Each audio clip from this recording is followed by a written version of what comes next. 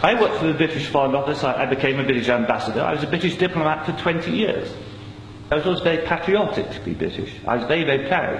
I remember when I first became a British ambassador and first went out in my own flag car with the Union Jack flying on the front as the ambassador, you know, I had a lump in my throat. It was a proud moment for me. It was only 6 months after that I discovered that in the country where I was ambassador, we and the Americans were shipping people in order for them to be tortured. And some of them were tortured to death.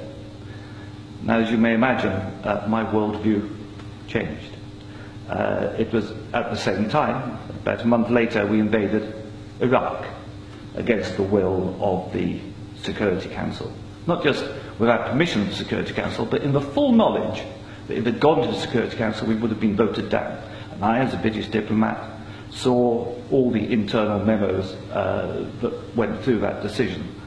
I know for certain, I used to be head of the FCO unit that monitored Iraqi weapons of mass destruction. But I know for certain, I can tell you, that they knew there weren't any. It wasn't a mistake, it was a lie.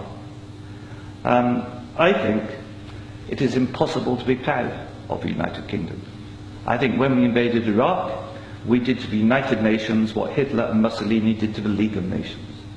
And I think what we've done since, where the truth is often much hidden in the bombing. If you look at Libya, disaster now, we bombed it. We killed 15,000 people when NATO bombed Sirte, something they never told you on the BBC. And did we make it better? No. I saw in Uzbekistan, I saw the gas contract signed by Enron and a company called Unocal, which George Bush Sr. was on the board, to dig out gas pipelines from Uzbekistan and Kazakhstan over Afghanistan down to the Indian Ocean. That was actually what the Afghan war was about.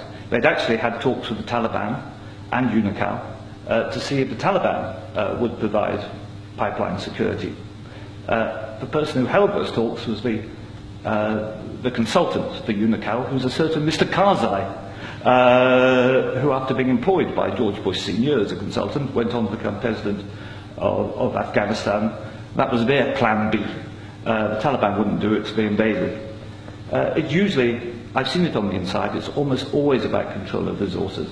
It is every bit as corrupt as our first speaker. I'm sorry, I'm also terrible at names. You are absolutely right, Andrew.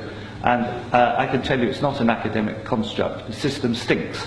Westminster stinks. The British government is deeply, deeply immoral. They don't care how many people they kill abroad if it advances them. And anybody who votes no is voting to support a psychologically flawed, a pathological state, which is a danger in the world, a rogue state, a state prepared to go to war to make a few people wealthy.